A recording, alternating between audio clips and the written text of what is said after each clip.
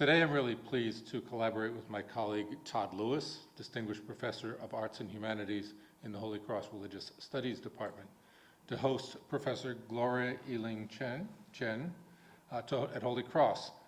Professor Chien joins us today for a talk on contemplation in the classroom, adaptations of Ignatian spirituality and Buddhist meditation. She'll also engage with students this weekend at the Joyce Contemplative Center.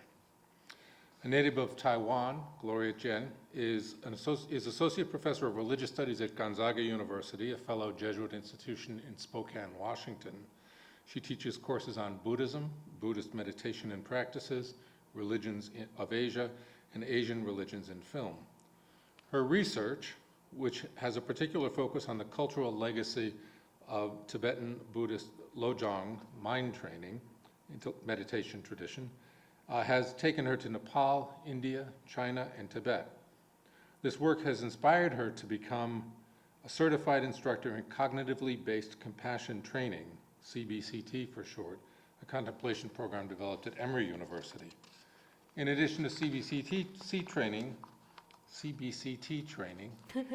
Professor Chien has also spent 3 years studying at a Chan Buddhist monastery in Taiwan and participated in Ignatian Spiritual Exercises, a practice that's familiar to some of us in the room. Today she'll talk about how she combines these three experiences, all different in their approach to contemplation and meditation, and applies them in the classroom. So I'm eager to hear more about those connections and happy to welcome Gloria Chien. Thank you. Thanks. Thank you, everyone. Can you hear me okay? Yeah? Okay. Thank you. First of all, I would like to thank Professor Todd Lewis's invitation and the McFarland Center's sponsorship for this event. I'm very delightful to be here, especially the College of Holy Cross is a fellow Jesuit institute then with the Gonzaga University where I'm teaching. So today's presentation, I would say, is more like a personal spiritual journey that I combine three different aspects. So in the classroom, I integrate contemplative pedagogy and Ignatian Pedagogical Paradigm. And for those two aspects, I draw from three personal experiences. So first one is my 3-year study in a Chinese Chan monastery in Taiwan after I got my bachelor degree in finance. Yes, so I see young face. If you haven't decided your majors, you still have time. Yeah.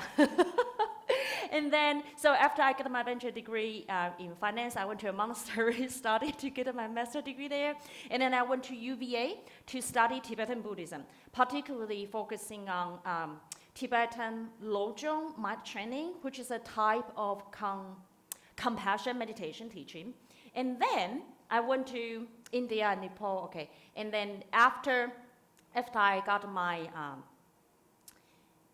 position at Gonzaga University, I started learning about spiritual exercises and also Ignatian pedagogy.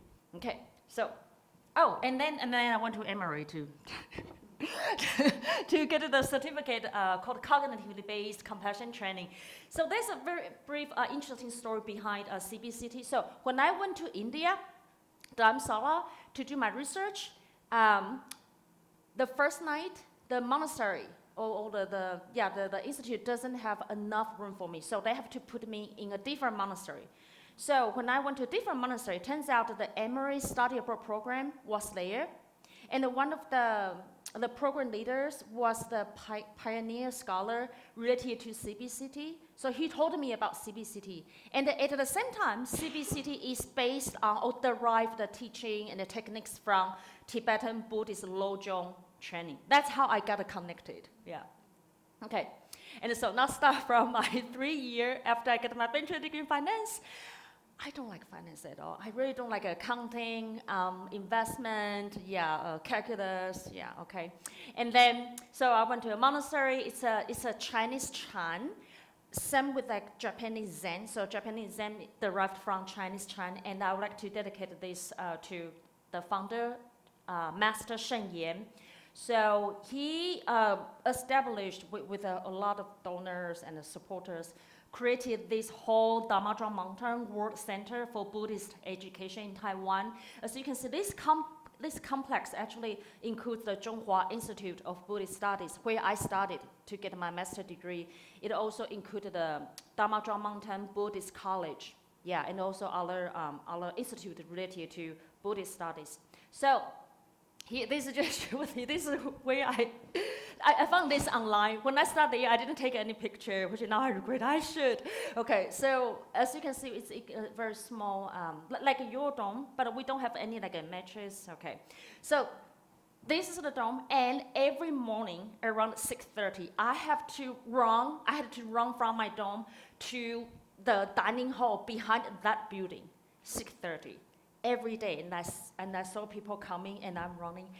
That's the training for me, because I'm a night owl. But just let you know, so Zhonghua Institute of Buddhist Studies. It's a combination of grade school and also monastery environment. So I have to walk around the whole monastery schedule, and there's no. So why I have to run to the dining hall for the breakfast? Because if I miss the breakfast, no food. Now you may think, oh, the vending machine restaurant. No.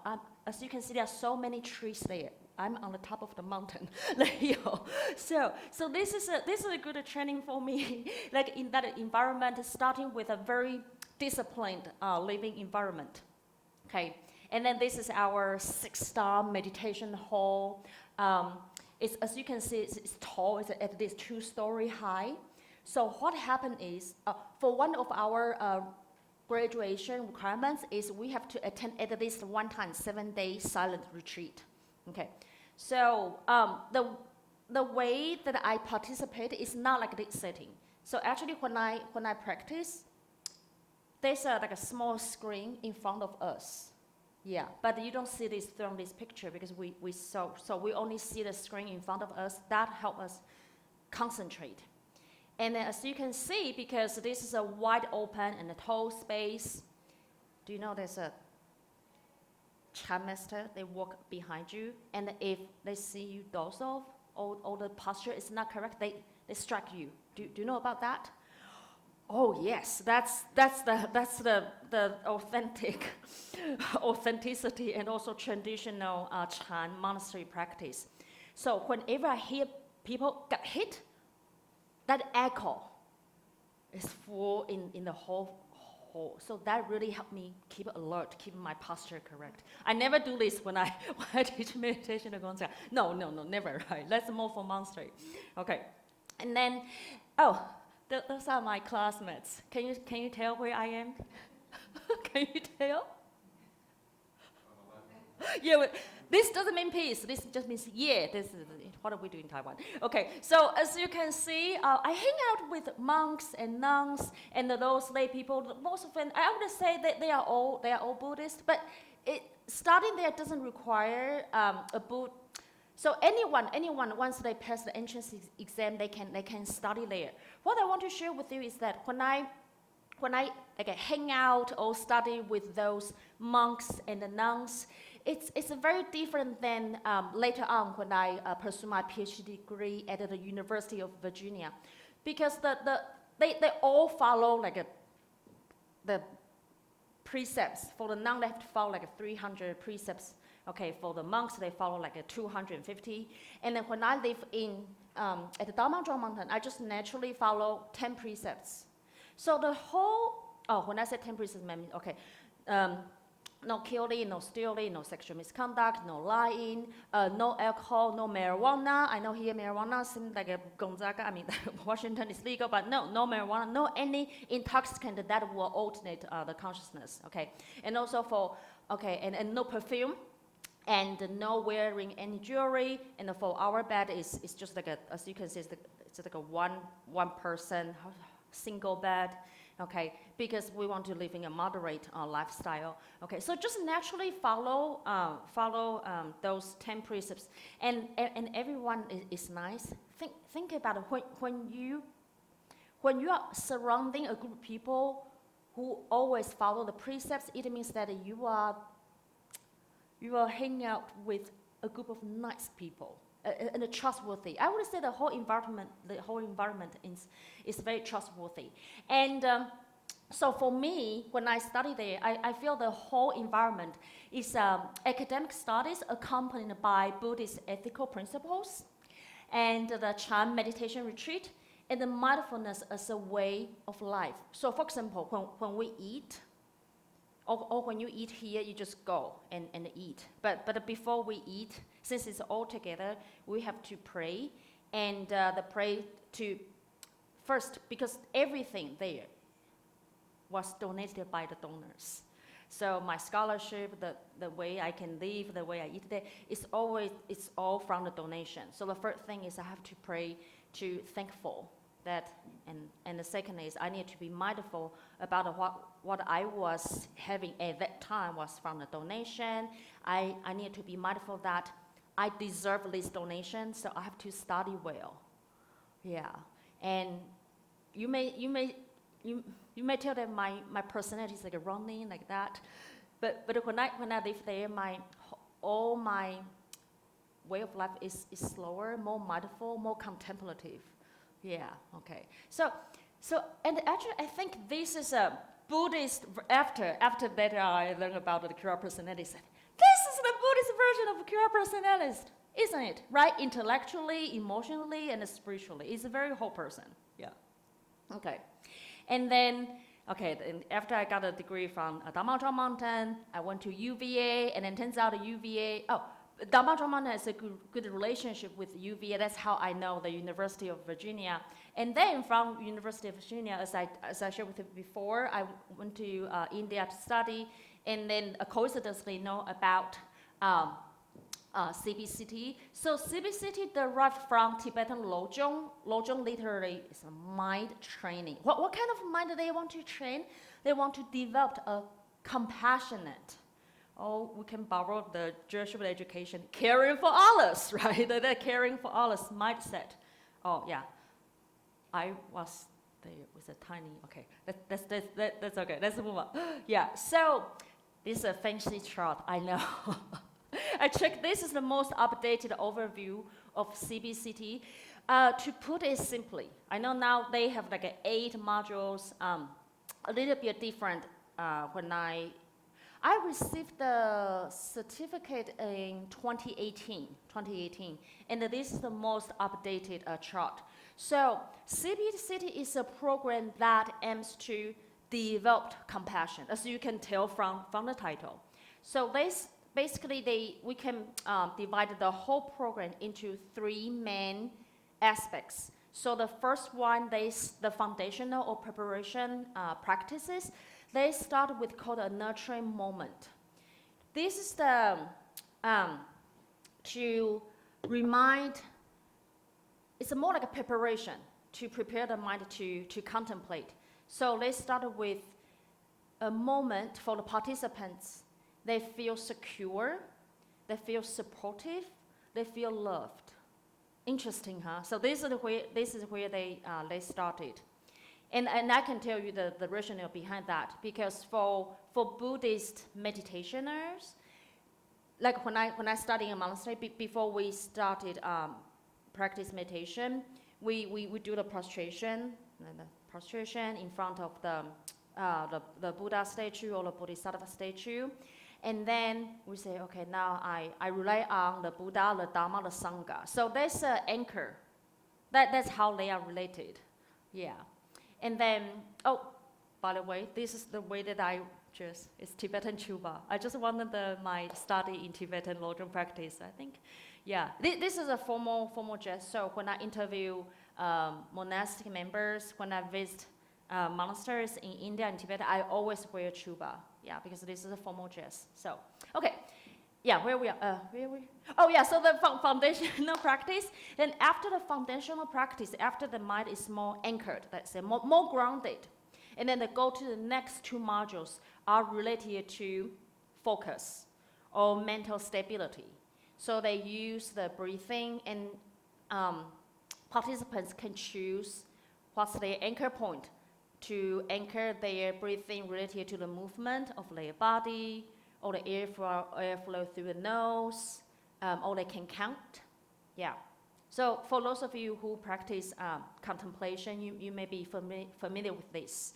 Okay, so no compassion yet, not yet, right? Okay, so foundational, then the mental stability. So after based on this foundation of focus, now the next they start the analytical meditation. And then they start with self-love. Huh? Interesting. So the rationale is that before we care about others, we have to care about ourselves. So they started with self-acceptance, self-loving kindness. Yeah, and it turns out this is the most difficult part for American participants. Yeah, like especially for perfectionists. We are in academia. You are very familiar with this. Yeah.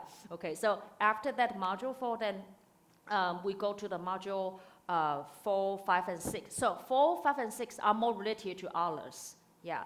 So for example, the module 4, I will practice module 4 with participants this Saturday. So the module 4 acknowledge all our common humanity is we want to have our own well-being and to avoid suffering and difficulties. Yeah. So that's the module 4. And then module 5 is related to gratitude. Yeah, to thank for all different conditions that bring the wellness to well-being to our life. And the 6th one is the compassion. So you see that the compassion one is actually in the last module. Then the 6th module is based on, okay, so now, okay, I'm grateful for all different people. For this program, they focus on people. Yeah, for this program, they focus on people. I'm grateful for different people that contribute to my life. And for any of them who encounter the suffering, difficulties, I hope their suffering and the difficulty and stress can be alleviated. Yeah. So this whole program is, I would say, it's a gradual process, and that's also influenced by the founder's background. He used to be a Tibetan Buddhist Gelug monk, and the Gelug tradition, who is which related to the current 14th Dalai Lama, related to the Gelug tradition. Gelug tradition emphasizes the gradual process to develop bodhisattva way of life or compassion. So that's why you see this like a gradual process in this program. Yeah. So based on what I learned from CBCT, and then I found relevant to Ignatian Pedagogical Paradigm, right? Okay, now let's read this together, okay? International Commission on the Education. The Ignatian Pedagogical Paradigm is a way of proceeding. I really like this, a way of proceeding, because this is very aligned, for me, it's aligned with CBCT, okay? That aims to make people grow as persons of competence, conscience, and compassion. Yeah, that's how I find, oh yeah, that's a common ground, commonality there. Even though the root reason is different. So CBCT indeed derived from Tibetan Buddhist Lojong, because Lojong aims to cultivate compassion like a bodhisattva. And Emory University, CBCT, they borrow the techniques, and they try to make the whole program accessible to anyone, regardless of their religious and spiritual affiliation. So when I attended the CBCT, I noticed that. So as you can see, that many participants there. I was one of the few religious studies professors. All other participants' background are related to nursing, psychology, social worker, therapist, doctors. Yeah, okay. Oh, and also when I participated in this program, Emory Charter School, the mid school, they require their teacher to participate CBCT, because CBCT, as you can see, the compassion, the caring for others came out much later. I would say the first 3 modules are all about oneself's emotional well-being, which makes sense. Before we help others, we have to take care of ourselves. Yeah. Okay. All right. So that's how I found they are related. And then, yeah, this is my class that I integrate CBC, the techniques, the teachings I learned from CBCT, and also some principles from Ignatian Pedagogical Paradigm in my class. But I would like to emphasize that for my class, this is the Buddhist meditation and the practice class, but this is a non-religious contemplation session. So in the beginning of my class, I always share with my students, our class, we will do contemplation that I draw from different principles, okay, IPP and the CBCT, and the contemplation in my class is not a one-time event. So if they think my class, the contemplation may violate their spiritual or religious affiliation, please don't take my class. Yeah, and I also decide different contemplation activities that related to students' personal context. So that's related to IPP that I will share with you shortly. And I was lucky that I got the funding from the Dean's Office of the College of Arts and Sciences. We got 24 sets of cushion mats, and this room used to be a Joshua the Hearth room, and I work with the mission office, so I can use this room because this is the only room on campus that can accommodate all these cushion mats. And I took this picture 2 weeks ago. I shared with my students, hey, I'm going to the College of Holy Cross. I want to share with them about our class. So I asked them to turn around so they will not show their face in a picture. This is more like a photo take, but actually when we do our contemplation, it's not like this. As you can see, there are some walls, so students will sit in front of wall. They will choose a wall. So when they contemplate, it's the wall in front of them. They will not see their classmates' back or faces. That's for the sake of focus. Otherwise, they may get distracted. Yeah. So that part is indeed very, I would say, I borrow from monastery practice. Okay. All right. Ooh. Okay. So I really found Ignatian's pedagogical paradigm, or IPP, and also through my study spiritual exercises, I found how they are related, and also so that's how I can borrow the principles from them into my teaching. So for example, the first one, IPP, is the context. It requires the educators to be aware of students' personal background.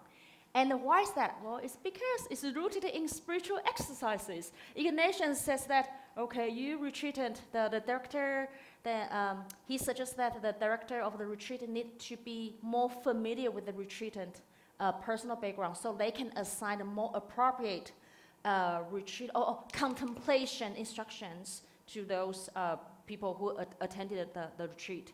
So when this evolved into the first principle of IPP, is students' context, which totally makes sense for me. I think this is, yeah.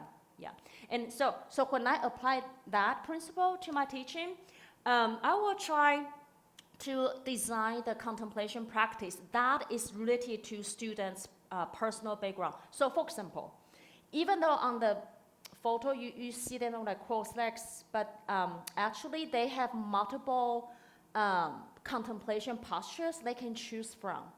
Some students, they don't do cross legs. Yeah, for some students, crossing legs is very challenging. Okay, so they sit, but they straight legs and lean their back against the wall. Yeah. So if you will participate in my Saturday event, we will try different contemplation postures. So you can, yeah. So we try the standing, and we also try the standing and also sitting in different way. And our first practice, this also I'll play with you on Saturday, related to the foundational practice I learned from CBCT, but I adapted a little bit.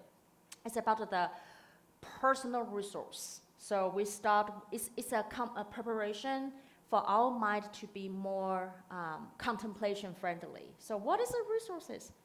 You will know if you come to my event Saturday. Yeah. Okay.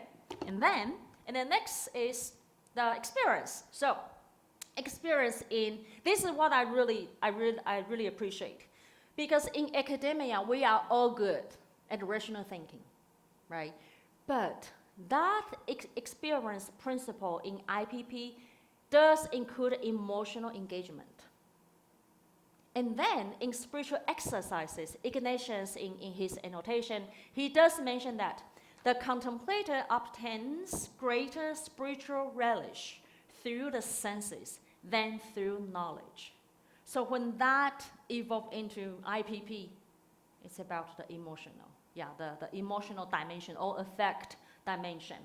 So, and that works aligned with CBCT very well, because compassion is a poor social emotion. So that's how I find they talk to each other through different language. Okay, yeah. And then in my class, I also ask my students how do they feel. I have an emotional chart. Yeah, and you will see if you attend the event on Saturday. Try to learn Saturday. Yeah, okay. And then, so the reflection in IPP, students investigate their learning experiences. So in my class, the meditation, they investigate their contemplation experiences, and hopefully, they will generate insight into the subject matter. And then, so in my class, we do a lot of journal entry after different contemplation. It's for them to reflect on, okay, what do they learn about themselves, and I give them prompt. I'll show an example about this reflection. Okay, then ideally, according to IPP, is this reflection gradually will lead to action, and action can be related to inward or outward. So inward can be about shift of perspective, or outward is the action, the external action. Okay. Evaluation, I would say, is the most challenging part for me. Yeah, but so evaluation here is not about like exam. No, it's more about, I would say, it's through different activities. Okay, discussion, group activities that invite the educators to have dialogue conversations with students. So the educators can know the students' progress. So here, for me, the evaluation is not just about their intellectual learning, which is also important too. But I think because IPP, the goal is not just about the intellectual growth. There's spiritual growth, and I consider spiritual growth particularly related to enlarging their ethical concerns for others. Yeah, how can you do an exam on that? Right, so it's a challenge. Yeah, okay. All right, I'll give you an example. So here is a student's comment.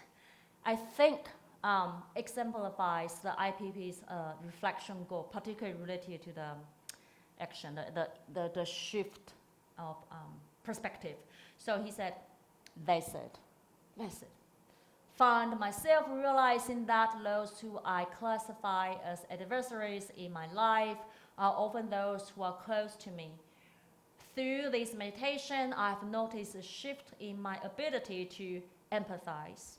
Sometimes it's challenging to empathize with those people in our adversary category, but I've realized it doesn't do any good to drill down on the little things that cause this feeling, but rather focus on the underlying fact that we both are in pursuit of happiness. So that's related to the CBCT Module 4. Yeah. And then so when I read this, I think I feel touched. Yeah, I'm glad that is what I'm looking for. Yeah, of course, not every student is like that, but if just one, then I feel fulfilled. Yeah. Okay, and then, okay, so that's the Ignatian pedagogy, and now I'm going to the contemplative pedagogy. I also find contemplative pedagogy aligned with Ignatian Pedagogical Paradigm. Well, first of all, when we say contemplation, that's from this Latin word contemplatio, look at, observe.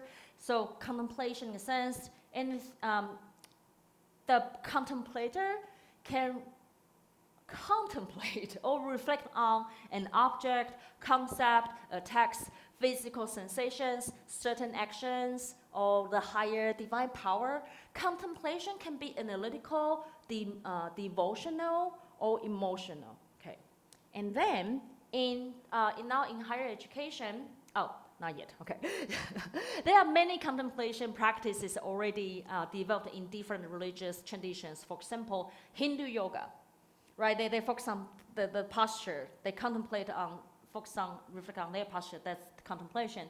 Chinese Chan, Japanese Zen meditation, Tibetan mandala visualization. They have to focus on the mandala in order to create the image of mandala in their mind's eye. That's contemplation.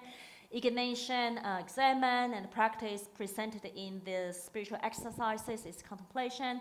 Christian centering prayer is contemplation. So we have tons of different contemplation styles or categories, very rich, presented in different traditions.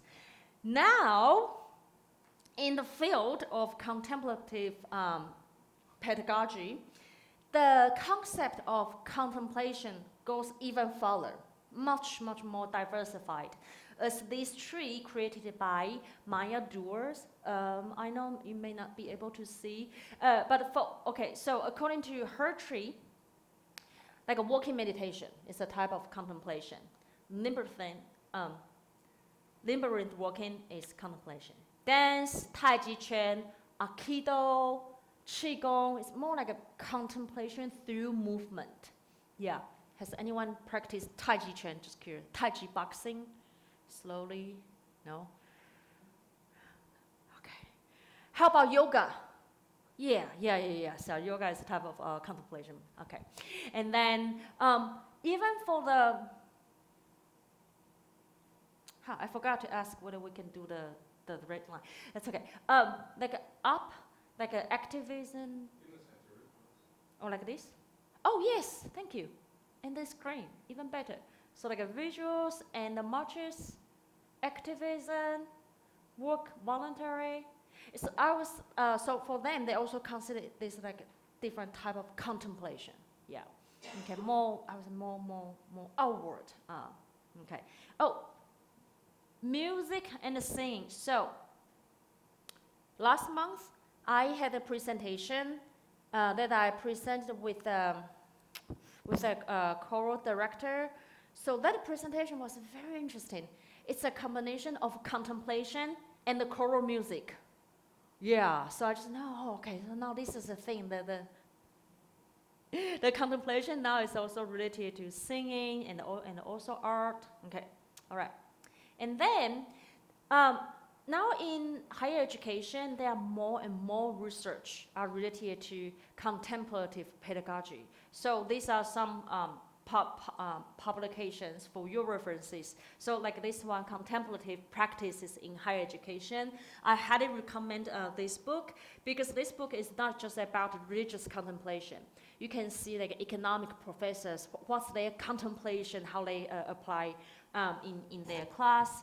And and the meditation in the classroom is more related to Buddhist meditation.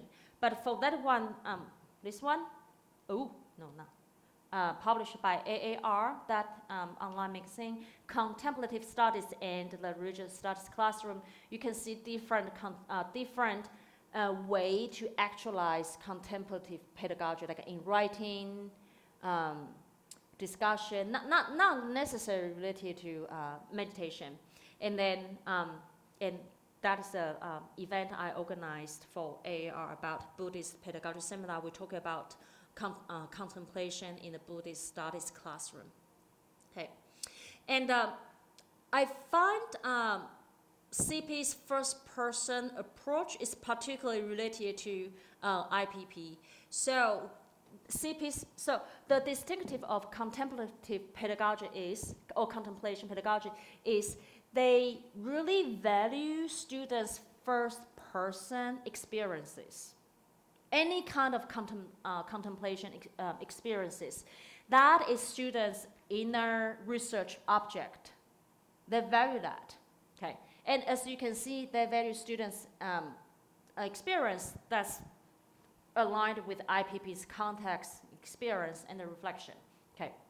And then they also, CP also emphasize, so it's a combination of first person and third person approach. So third person approach refers to that we are all doing in our field, in arts and sciences. We read the text, we read the research, and then we compare students' personal experience with more objective scientific research or other scholars' research, and then contextualize the contemplative practice. The second one is particularly important.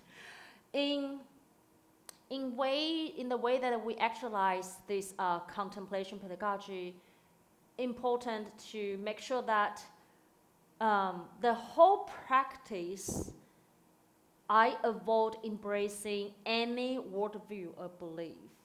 That's why I mentioned in the beginning my Buddhist meditation practice, even though we do have contemplation practice sessions, but we are not practicing Buddhist meditation. No one can do that in higher education, because that will violate students' spiritual boundary. So I have to create or design the class activity in a way that does not bring any worldview or belief. If students connect the practice to their personal worldview or belief, that's their own spiritual growth. Yeah, okay. All right, yes. And then, this is how I'm going to give you an example about I integrate both CP and IPP related to a Buddhist concept called sati. The popular, okay, I have to go through. The popular translation is mindfulness. And this is how we did in class, okay? So first, we studied the text, okay? This text from a very famous Buddhist text called The Creation of King Milanda. So there's a dialogue at the king and this monk have a dialogue. So the king asks, so tell me, what is sati? What is mindfulness? And then the monk replied that, oh, mindfulness is like this, okay? When the financial officer, the financial officer of a king knows what's beneficial and detrimental for the king and thinks, these are beneficial for the king, these are detrimental. These are helpful, these are unhelpful. Well, because this monk, this master was talking to a king, that's why he mentioned this example. All right. And then this financial officer removes what's detrimental and it takes up what's beneficial. Removes what's unhelpful and it takes up what's helpful. So far so good. Yes, it's not about meditation at all, right? Next. Even so, my dear Majesty, when mindfulness, sati, when sati is there, when sati is uprising, one examines the qualities of mental states that are beneficial and detrimental, and it takes up helpful mental states. So this is related to analytical aspect of Buddhist meditation. So far so good? Yes? Okay. And then I show students the clip from Friends, episode 6, season 9, the one with the male nanny. So there are 4 clips actually, but I combined them into one file, okay, and shortened them. But you get the main idea. Okay, so now let's just watch this brief clip. So Ross's issue is related to projection and self-acceptance because he cannot accept himself as a sensitive guy. He projects negative judgment of sensitivity onto Sandy. As a result, Ross cannot accept Sandy as a sensitive man. After Sandy helps Ross vent and accept himself as both a real boy and a sensitive man, Ross is more comfortable with Sandy. This example shows that when a person is more willing to accept certain qualities under the sea level with themselves, they are more willing to accept others with similar qualities. In other words, when a person criticizes certain qualities in others, they may actually be unconsciously responding to a quality within themselves that they are not comfortable with. Yeah? I hope this makes sense. Yeah. Ooh. The qualities that a person cannot accept about themselves called hidden side. That's why they are under the water level, right? Okay. So when I discussed this with students, I said, okay, so the king and the queen, mentioned in the question to the Kim Yolanda. Now the student, now they are doing the analytical. So then I asked students to do a journal entry about, okay, what's their hidden side? And I explained to them that, so when they do the reflection about what's their hidden side, it's similar to that sati, that the chief financial advisor, right? Okay, what's my hidden side? That's detrimental, I need to change, okay. And then, so this reflection helps students take a contemplative pause to investigate their hidden side, which could lead to judgmental thoughts against others. Yeah, so that's how friends are related to Buddhist meditation. Yeah, okay. And then, so for me, now coming back to the IPP, the context is the students' own situation.